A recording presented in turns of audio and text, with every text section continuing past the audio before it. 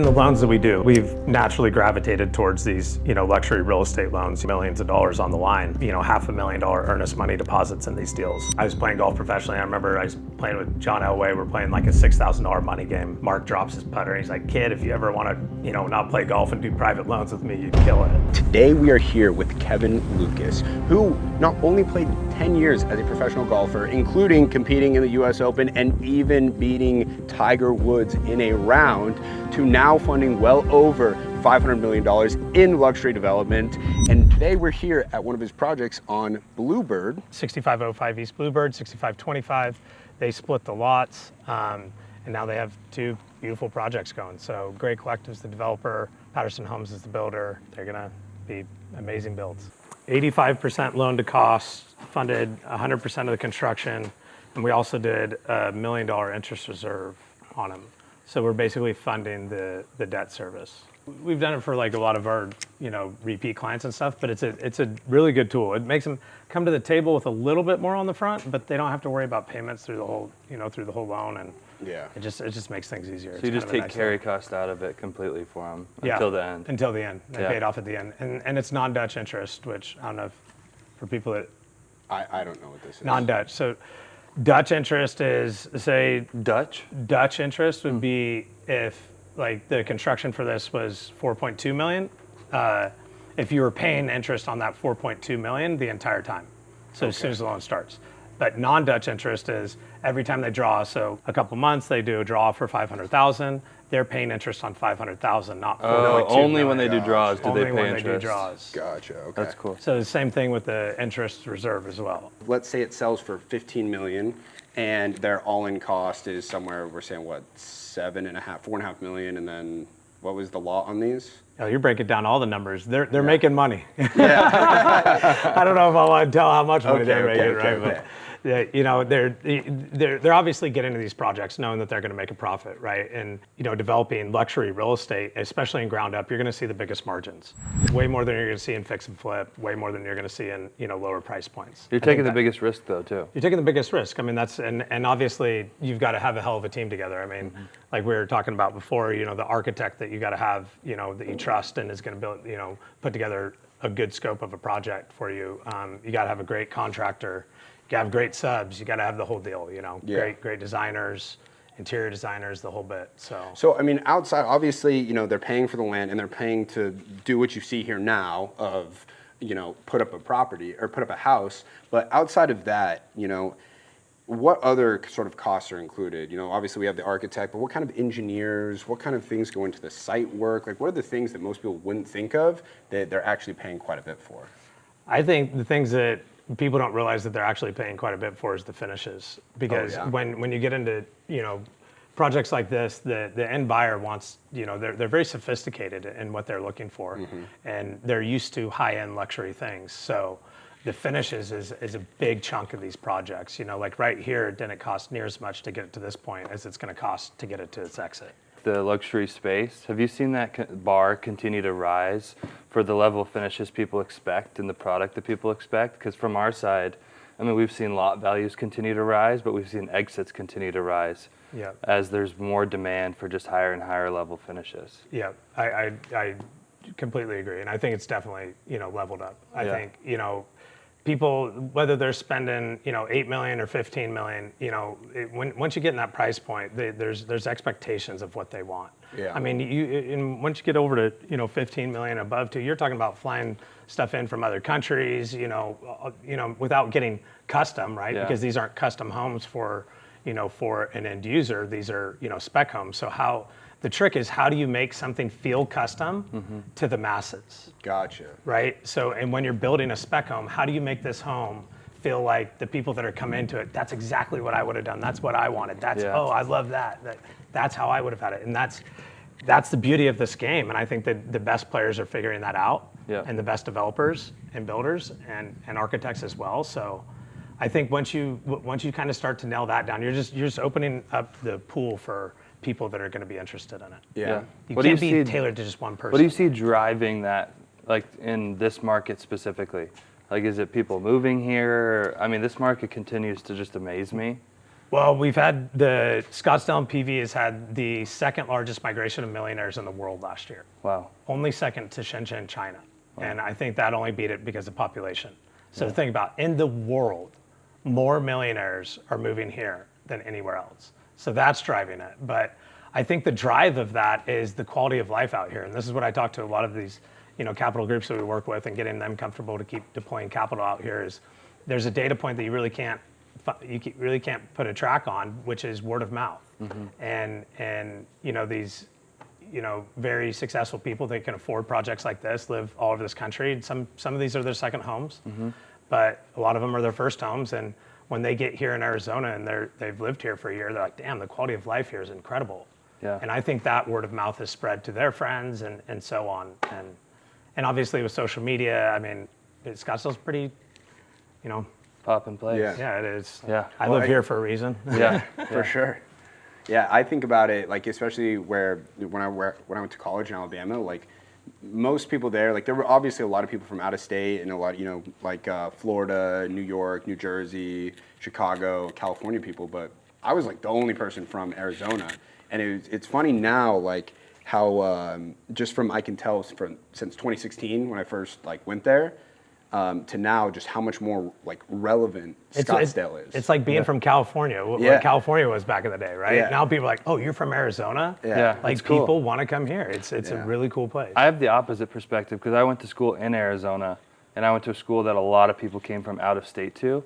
And the amount of people I know that came to school here and then stayed here after college because they were like, I just can't get over how amazing this state is, the opportunities that it has, the weather, the food, everything that goes into making up Scottsdale and Paradise Valley what it is just, it's hard to walk away from.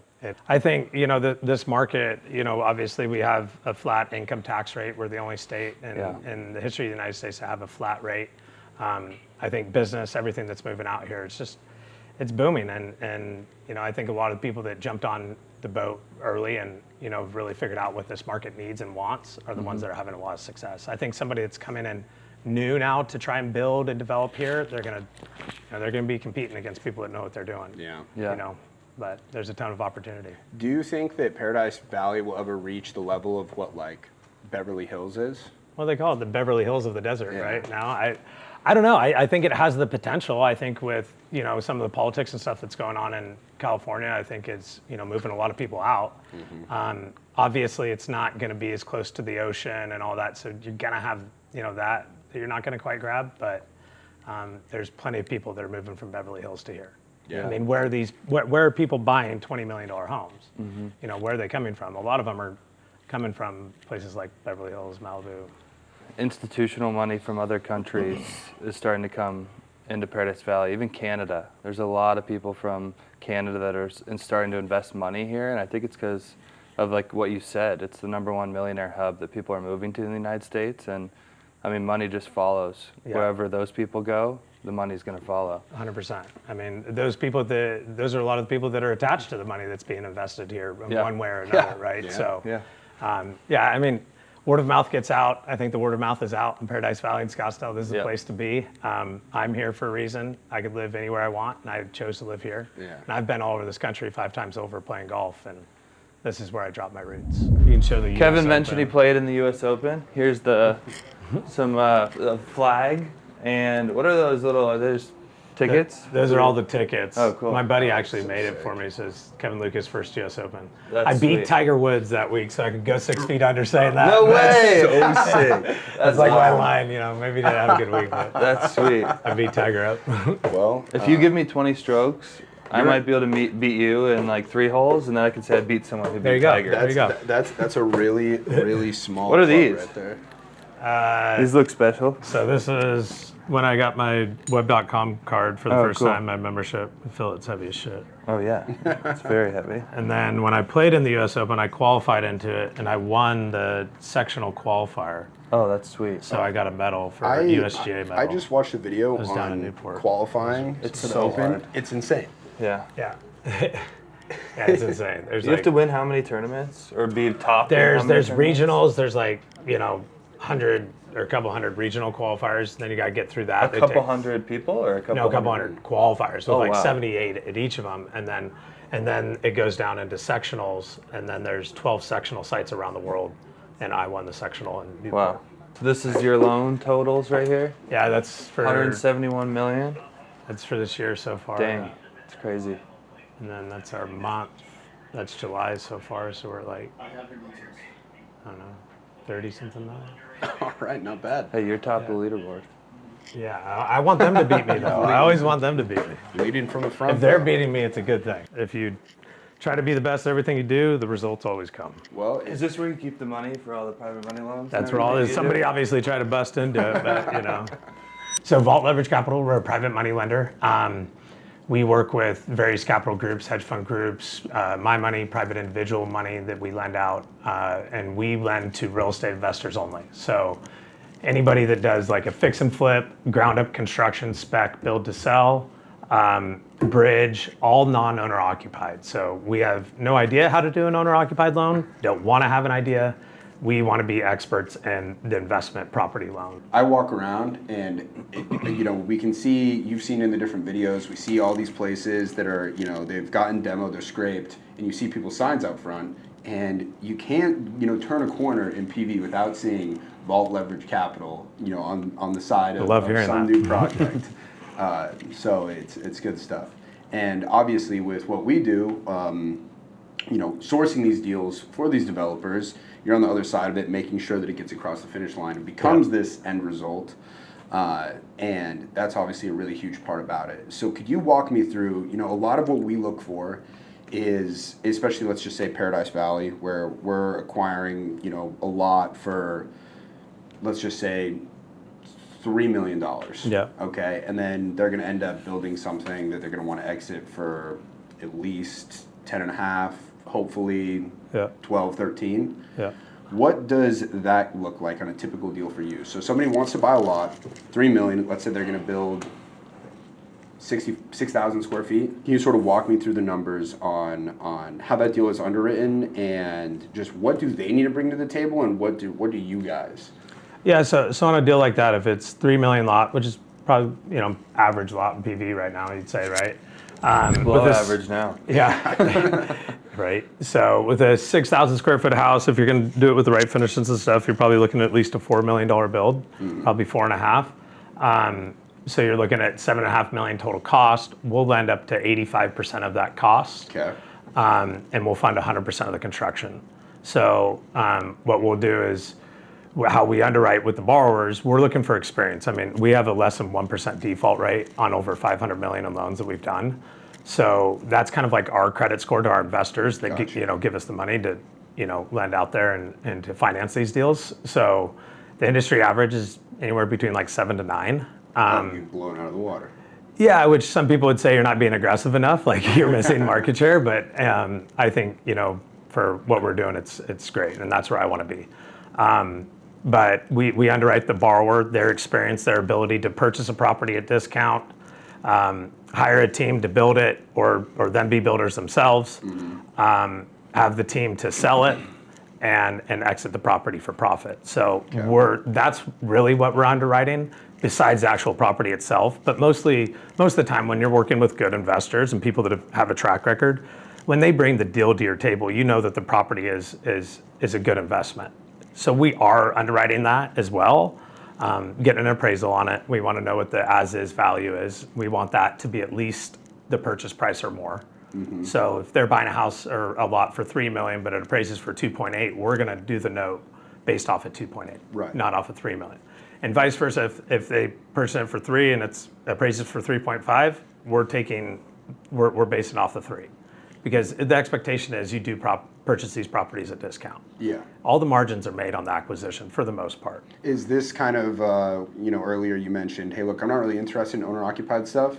Is this one of the reasons why? I'm guessing two things. Is number one, you like that they're getting in for a discount with built-in equity. Yeah. But also quick turnaround. Quick turnaround. So we do 12 to 24 month loans. And owner occupied, so what we do is they're called business purpose loans, which means the borrower signs a business purpose affidavit in the loan docs stating that they will not live in the property. Okay. So that you don't have to go through all these Fannie Mae and Freddie Mac regulations and stuff. Okay. As much because it's business purpose lending. So Gotcha. the consumer, the investor, is assuming the risk, and they're getting into. Are these asset-based loans, or They're do you get any kind of like PGs on them? Or? We do personal guarantees for our bigger deals for sure. Okay. But it's asset-based lending. We're not in the business to take it over. And to answer your question as well, like why do I enjoy these investment loans and not consumer financing? I feel like in every loan that we do, it's a win-win at minimum. A lot of times it's a win-win-win. Sometimes 4 people are winning. Everybody's always winning. We're lending to people to help them make more money. Mm-hmm. And then to also spruce up the real estate in this country, which we love, which even, our president's a big advocate of. It's all about, turning stuff over to modern times and building real estate that's, really livable and nice. I like the luxury stuff. So even for you guys, like when we close a deal, I feel the pressure of, like Matt knows, I feel the pressure of closing the deal because I've got to win for him. Yeah. Right? Like he's like, you guys are like the start of the deal coming together a lot of the times, right? Mm. And then you guys find one of my investors, and me and Matt have worked a lot together, putting deals together with investors, and then I do the loan. So Matt wins, the borrower wins, I win, and then a real estate agent's going to win on it, on the exit. Yeah. And then hopefully somebody's going to win on the purchase that ends up buying a house that they love. So you have an abundance mindset. You know that you can win, and so can a bunch of other people at the same time. 100%. I think a lot of people don't have that in this space. Agreed. Yeah. I think it's like zero sum. It's not like I have to make $1 in order for that to happen. You have to lose one. Yeah. No. And you talk about reputation too, or you talked about how important like people's track record is before you lend to them. Can you talk a little bit about reputation too? Because one thing I've realized through different luxury markets I've been in, and PV specifically, is it's a very small world, and your reputation takes a long time to gain, and very quick it can be ruined by doing something shady. How much does someone's reputation and what you know about them on a personal level affect your choice as the owner of Vault to say I'm willing to lend to that person or not? I mean, it does play a big part. Usually, somebody, and a lot of the loans that we do, there are people that we do come across that I've just heard, and I'm just like, we don't have to do business with that person. And we don't want to, because I don't want them representing us, and us as their lender if they don't have a good reputation, because our reputation is very important. Yeah. We have a lot of, information on people. We have, we know people's finances as much as better than they do sometimes, and what we're looking for. So people have got to trust us as well and have a good, trust our reputation. So I think that's the root of it, is protecting our reputation. I think that protects, who we don't lend to. Do you have the ability to be Chanel, where it's like, I can pick who I want to work with and who gets to work with me? Yeah. Whereas if you're on the other side of it, it's more of like anybody, right? If you're in the traditional or just the median home price market or the median price market in anything, it's like, no, I'm looking for everybody. Yeah. And I like being able to segment and say, no, I only want to work with a certain kind of person. Well, it's great. And I think that's where, over time, if you put one foot in front of the other, eventually you get to a place where you're not having to go search out the business as much. The business is coming to you, and you get to filter and cut through the bullshit. Do you think that there's potential that there could be a property that would sell for $100 million here somewhere for the right piece of land at the right size? That's a good question. I mean, we just had a property that sold for $40 million. Right. And that was 20,000? 20,000 square feet. Yeah. Because we were talking to a couple developers and some different people. My wife works on Katrina at her brokerage, and Katrina has 4 or 5 buyers right now for up to $50 million, which is just Katrina's crazy. got the connections, man. The first time I hung out with her, she took us in a private room inside Rah Rah Room underneath the Sun Stadium, and I was just like, the people in the room. That's where I met Conley Wolfswinkle, the biggest land developer in Arizona history. And she's extremely connected. To me, the best borrower out there isn't the borrower that makes the most money on the deal. and sells it for the most profit. It's the borrower that actually loses money and still pays off their loan. Yeah. That's the best borrower. So for my investors, like we have a really low default rate. We work with the top investors, or people investing in real estate out there. So I think that's our biggest showcase of them wanting to put money with us. Well, you see, it was interesting because like I heard this really early in my real estate career. It's basically somebody was like, the game in real estate is you want to get to where you're lending, like. That's where like people think, oh no, I need to go have 1,000 doors, or I need to have whatever, this, that, I need to do bigger deals. It's like, no. You know who always gets paid? Is the lender. Yeah. If you can raise money, you're never going to be broke. Yeah. In life. It's such a skill that is like, if you can do it, you're always going to be able to make money. 100%. The power's in the interest. So like what I realized, like I'm at these clubs and stuff, like growing up playing golf and playing at these fancy clubs, and these guys are in their late 40s, 50s, and 60s, and they're playing golf 4 or 5 days a week, and they still have companies or whatever, or maybe sold them. I'm like, how are these guys doing this? And what I really realized is they busted their ass in their 20s, 30s, and 40s, and now they've exited on something or developed wealth, and now their money's working for them. Yeah. So if your money's making, it's like the rule of 72, right? I don't know if you guys know that. It's whatever your money's in the market at, interest rate, divide that by 72, and that's how long it takes for you to double your money. So essentially, if your money's in the market at 10.5%, right, it takes 6.5 years to double your money. So if you have 5 million out there at 10.5%, in 6 years you'll have 10 million. I've never heard that. 6 years after that, you'll have 20. It's something that I realized. I have a friend who he played on the Corn Ferry for a little bit, and Who's that? What's that? His name's Josh Cedino. Mm-hmm. He's from SAC. Oh yeah. I'm from SAC. Oh, no kidding. Yeah. All right, good deal. Yeah, I know Josh. He took me to the Raw Raw room one time. Did he? Through somebody he knew.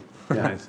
But he told me, he said, like the best way to like build business connections for me, and I feel like he's a phenomenal networker, great guy in general too, is he said, he's like, yeah, if you're a stick and you can like talk to somebody and also like rib them a little bit, especially these like 50, 60-year-old guys who are super successful. He's like, they're gonna love you. Yeah. And I was like, yeah, there's something to that, for sure. There is. I mean, it's just about being, a personality, and then obviously people like to be around, good golfers, because everybody's, if those guys are golfing, their goal is to be the best golfer they can be. They envy, people that can shoot under par and all that.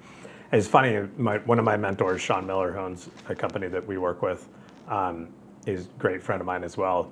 He told me this, like they were playing in a PGA Tour Pro-Am, before the tournament started, and they're in the, lounge after the round, and he's playing with the president or VP of Goldman Sachs, and who's a friend of Sean's, and I think they're playing with Max Homa, and the other guy in their group is asking Max for tips and all this, and like, kind of like jocking him hard, like he's a professional golfer, PGA Tour, and the guy from Goldman Sachs leans over at Sean and goes, what's funny about this? He goes, in this room, we're the professionals. Out there, they're the professionals, but in here, we're the professionals. And I'm like, and he told me that like probably 6 months after being into the business, and I was like, dude, you couldn't pay me $5 million to go play golf professionally right now. You couldn't.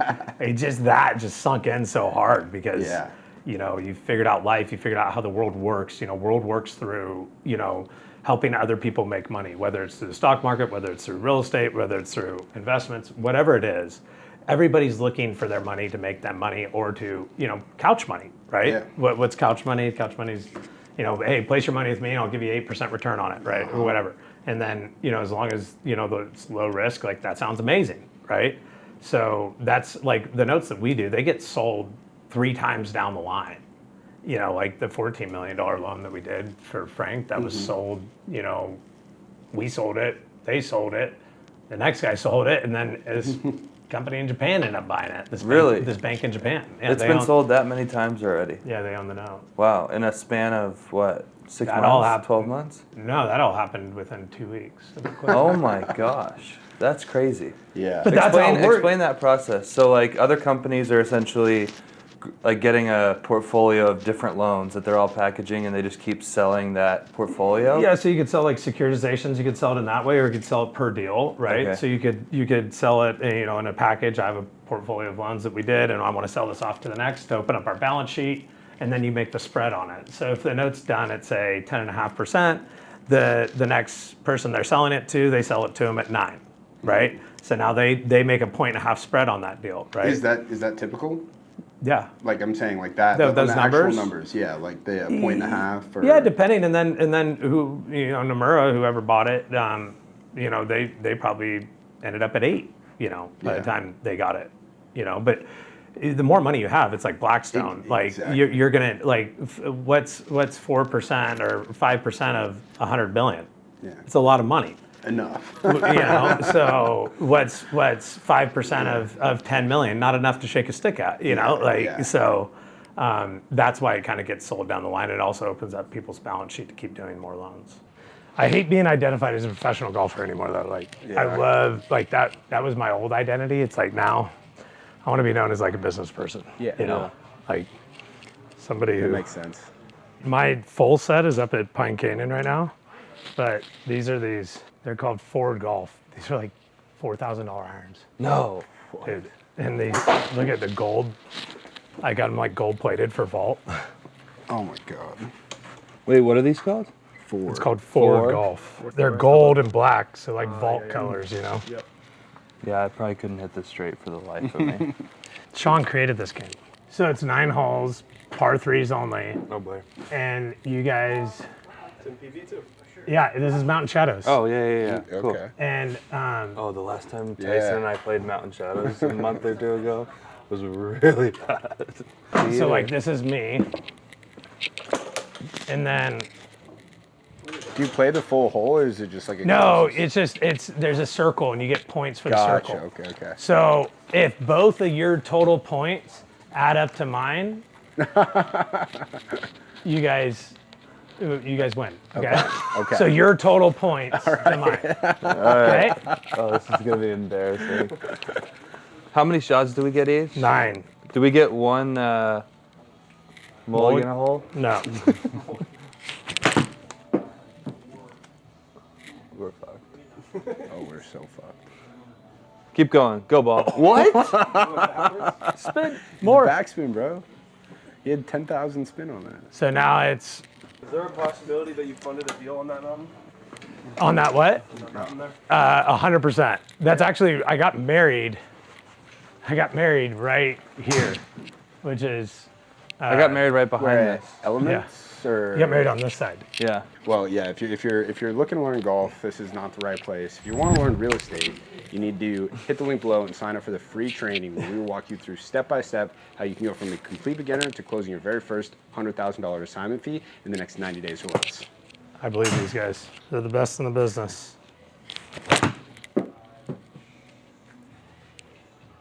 Dude, We're gonna need to switch up the gameplay. dude. I mean, it's so bad. Wait for it. Hit off the window into the hole. In all honesty with you guys, I wanted to do this with them. I reached out to them. Like I was talking about earlier with the circle. These guys I've attached myself to strictly because they're the best in the game. And I have a lot of respect for what they've done. Nobody does it better in luxury real estate wholesaling than these guys. They're the most respected in Paradise Valley, Scottsdale, mainly where they're working and where I'm working. And I don't know. If you can learn from these guys, I would take advantage of it. Now make us proud, Tyson. Let's go. Be good. Oh, Be the number. no! Hey, that's a dub right Oh, there. man, I'd be so That happy was right with on that. my This ball's going to come out super low. It's going to bounce a couple times and then it's going to stop. Okay? Oh boy. Mine does that sometimes. Stops off the house. Go. Spun. Didn't hit it hard Hey, enough. this is our chance. This is your chance. This is our chance. The door's open. Being able to call your shot like that, though, I think he called compounding interest the eighth wonder of the world. Hey, I'll take that. I'll take that for us.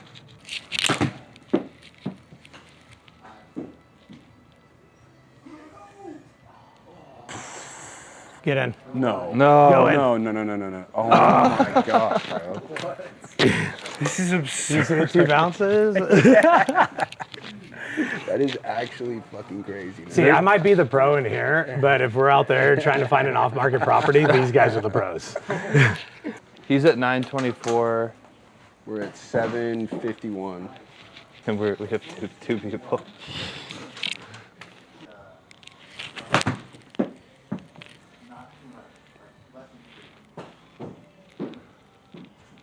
Dude.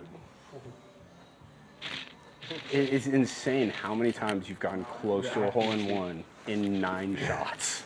Let's play for 100. All right. And I'll give you guys. So You know what this I'll is give- called, folks? On the other end of the screen, this is called a donation right now to Kevin Lucas. Did you guys watch The Hawk? I haven't seen it yet. Bro, I just finished it 2 days Is it ago. good? Bro, it's so good. I love Jimmy Tatro, and Did you watch it? I haven't seen it yet. You remind me of the guy. He reminds me of Will Ferrell's son in it. You got- Jimmy Tatro? yeah, dude, like Oh, have in a good way. Do you, I'm not- well, do you know? Have you seen anything about that guy? Like, you know, no. he used to make like he was like the biggest like fraternity content No way. creator on YouTube. I can see that. That's where he came from. Is he had these hilarious videos of like a lot of satire around like frat douches. So golf is like opposite. The more you hit down on it, the more the ball goes up. If Yeah. you try to like pick it up, it's not going to come down.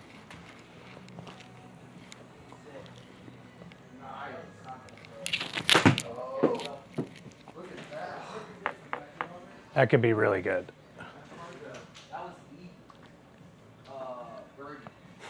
Come Yep. on. You were right. All right, hit down on it. So is the score your total score? Is it more? It's like an aggregate of Of your skill on that hole, yeah. So Gotcha. like, if you get it, a hole in one is 1,000, Gotcha. Okay. and then everything below that. It's proximity to the hole. Okay. And so- That was better, dude. Be good. Go, go. Come on. Look at Duker. Come on. I did that thing. Did you? Yeah, I put my Yeah. club behind the ball. 600? And hit down. Dude, didn't that feel way Yeah. different? That's what you gotta do. See? I just feel weird doing that in front of people, like when I'm golfing, Why? because they're like, "Dude, why are you Why do you starting?" care what people think? That's a good point. Dude, another good one. Oh, come on, be That's good. gonna be good. That's Be gonna be good. so good. Be good. Come back. Let's go. All right. What the hell? Hey, we're dialed. Dude, this is. Nice shot. Thank you, bro. You guys ever read the book Go Giver? Yeah, great book. Yeah, that's what I'm doing right now. I'm giving you guys pointers to lose money, but hopefully it Yeah. comes back in the end. All right, 2 hop and stop.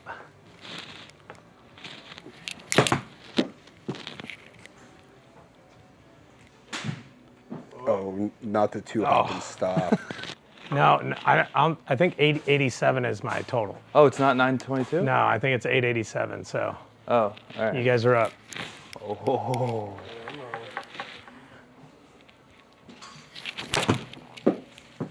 But that's going to be tight. Spin.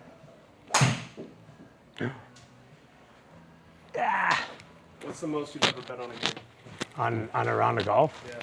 Yeah. Like 10,000. 10,000 exposure, we call it. Like I could show you, like this is the type of money games I played in. I gotta see this. This is here's the scorecard.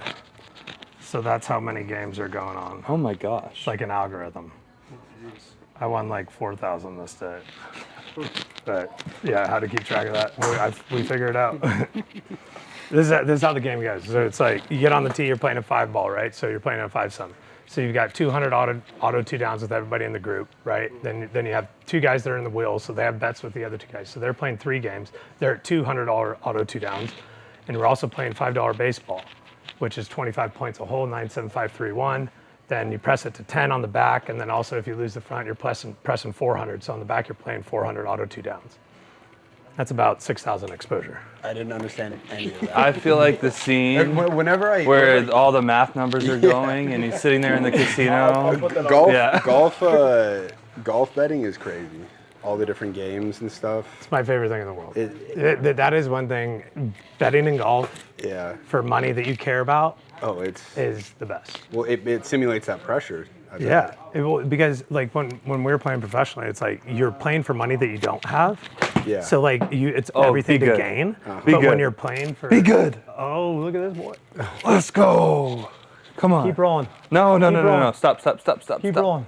Oh, just outside. I'll take that. Too. But when you're playing in money games, you're playing for like money that you already have. So it's money to lose, which gives a Well, feeling losing that- money is a lot worse than winning money most of the time. Like Yeah. losing money feels or not worse winning than- as much money as you should have, right? Like that's kind of the difference.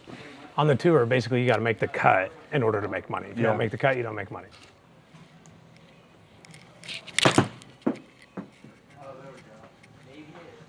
That might be really Oh, good. yeah.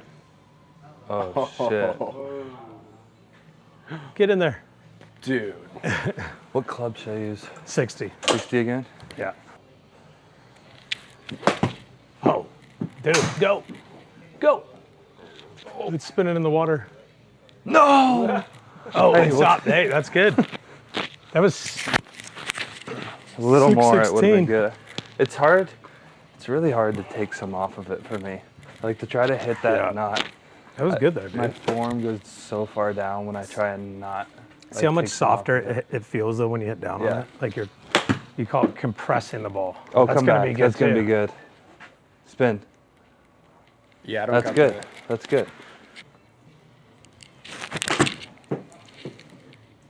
That could be really good.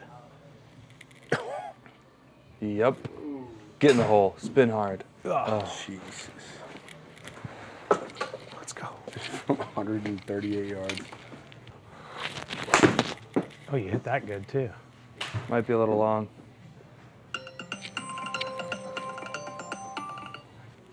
All right, 104. 54? Probably.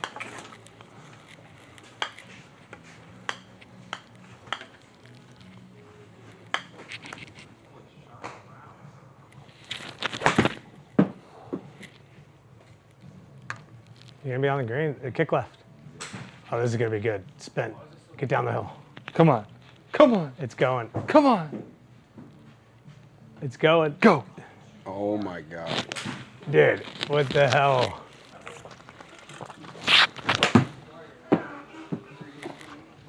That's gonna be good as well. Sit. Damn. So what did you guys get?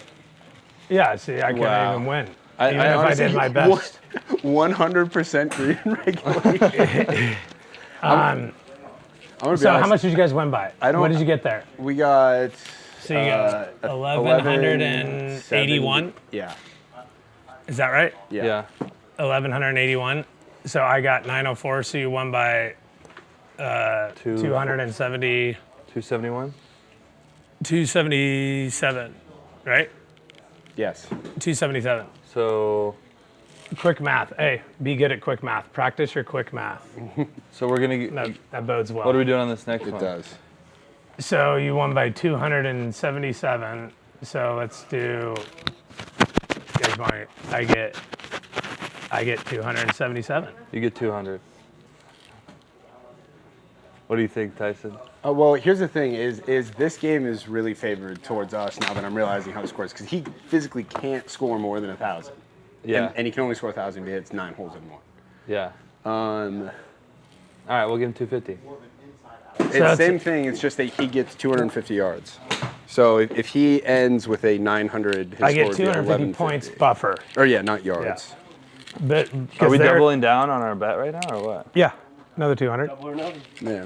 Got on the first tee, and you're always like, "How are you going to handle your first tee shot in the U.S. Open?" And I'm like, I was just like, for whatever reason, just like went into this zone. And I think that's where like Kobe Bryant, Yeah. Michael Jordan, Tiger Woods, they went into that zone like all the time. And I've only felt that three times in my entire career, 3 swings, Yeah. let alone, Tiger was doing that for 72 holes. Yeah. Week in, week out, but it's exhausting to get there. But when you get there, it feels like it's the ultimate freedom. What were, know what were exactly. the other 2 shots? and two other, one was in a PJ event and then one was in a Corn Ferry event. And then I'm trying to get there again. It's just, when your mind's running all the time, it's that's what's so impressive Does about all that those stuff guys. have to do with like picking a shot and just going with it, being confident in your Yes, not overthinking? Yeah, but that on to go into the actual, like, it's hard to explain, like that zone, it's like, Yeah. it was like I was the only person on the tee. Yeah. Like nobody else was there. Yeah. Like I couldn't even see people. Like it's wild. Fuck me. I deserve Work that. out. Yep. Well, That's point. What is it? Oh, it's over. oh, Yeah, you smoked us. yeah. All right, I got my money back. Yeah. All right, let's go. GG's. That was Good game. Yeah. That was fairly won.